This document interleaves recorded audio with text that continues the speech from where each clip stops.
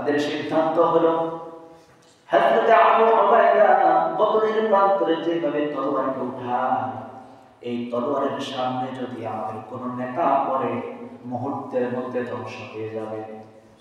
আর যদি তার তলোয়ারের সামনে তার বাবাকে দেওয়া হয়, তাহলে তার বাবার চেহারার প্রতি তার একটা মায়া আছে না নাই? কারণ কোন বাবার অবদানের কথা সন্তান কখনো ভুলে যেতে পারে না। বাবার চেহারা যখন সে দেখবে, তলোয়ারকে সে ফিরিয়ে দিবে, তলোয়ার দিয়ে কাউকে আঘাত করবে না। তলোয়ারের সামনে তার বাবাকে দিয়ে দেওয়া হলো। হযরত আবু উবাইদা চিন্তা করলেন, বাবাকে কেমনে হত্যা করি, তলোয়ারকে তিনি ফিরিয়ে আনলেন। কিছুক্ষণ পর তিনি আবার প্রস্তুতি গ্রহণ করলেন, শত্রুর আঘাত করবে।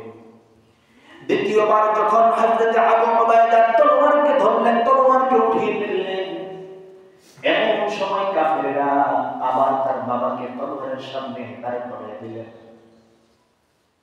হযরত আবু উবাইদা দ্বিতীয়বার তলোয়ারকে নিয়ন্ত্রণ করলেন।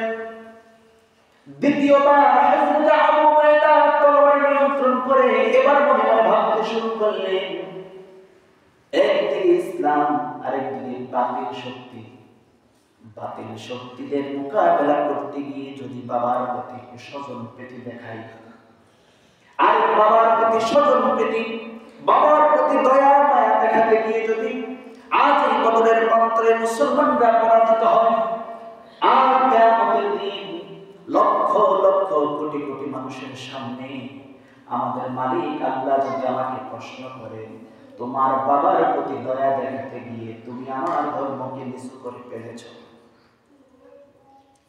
তুমি তোমার বাবার প্রতি দয়া দেখাতে গিয়ে আমার ধর্ম পরাজিত হয়েছে, এই জবাব যদি ময়দানে আল্লাহ আমার কাছে চায়, আমি কি জবাব দেব?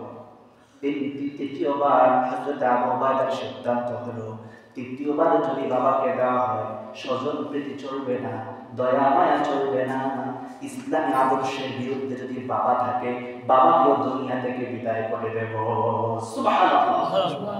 তৃতীয়বার হযরত আবু উবাইদা চূড়ান্ত সিদ্ধান্ত গ্রহণ করলেন, এবার যদি তলোয়ারের সামনে বাবা আসে, আরো আপন যদি কেউ আসে, বাবাকেও ছেড়ে দেওয়া যাবে না।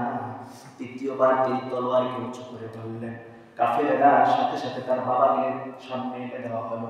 হযরত আবু উবাইদা তলোয়ারের নিচে বাবাকে পেয়ে এক সেকেন্ড দেরি করলেন না, আল্লাহু আকবারের ধ্বনি দিয়ে ময়দানকে কাঁপিয়ে দিয়ে বাবার দেহ থেকে তার মাথাটাকে আলাদা করে দিয়েছে।